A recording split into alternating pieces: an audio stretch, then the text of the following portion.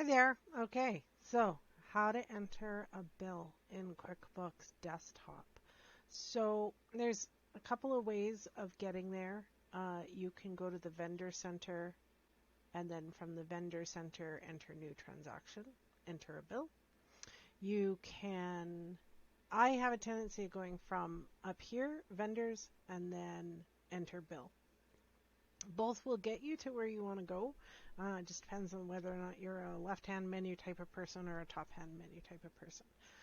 So to go over what we have done, but to remind you as to how to enter that, you're going to take the bill that is in front of you. I'm going to choose Manitoba Hydro because it's the one vendor I have in here. The date, remember QuickBooks is very, very date driven. So we want to make sure that we are putting in the date that's on the invoice. So let's say that the date on our hydro bill is for November 13th. Reference number, we didn't talk about it today. I certainly will encourage you to put in a reference number if you have either a receipt number or an invoice number, especially if your ultimate goal is that I'm going to enter this bill and then I'm going to pay it by check. Absolutely make sure you put in the reference number. For bills such as Manitoba Hydro, where they don't give you an invoice number, then what I would encourage you to do is to say Manitoba, I don't know, account number, and then 1, 2, 3, 4, 5, 6, and then put in something that identifies it. So October 2021. Or November 2021, whatever. Something that's going to give it a unique number, and that when you print it on the bottom of the check, we have a chance of being able to connect it to the right place. The amount due is going to be the total amount that is found on that bill. Then in the account, it will be the categories. So let me. Oh, I don't have very many categories here, but let's try to find an expense here. For my purposes, I'll just pick facilities and equipment.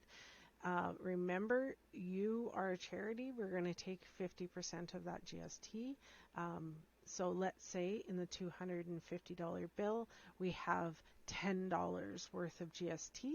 So we're going to claim $5 and we're going to expense $5 of that.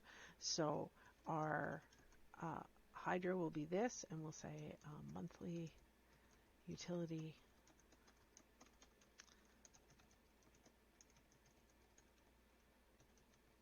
hydro for location 1, whatever. As I say in here, we're not limited to 144 characters, so be verbose. Give us information. This line here is what's going to come out on the reports when we're looking at detailed reports, so you want to make sure that you're putting what you can in there. The second account, again, GST.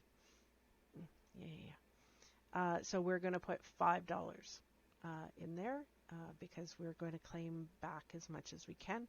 And I would have a tendency of putting that memo line in that second one, just because, again, it will give us some information.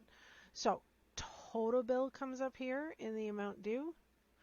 The claimable portion of the GST, which is 50% of the GST that you find on your piece of paper.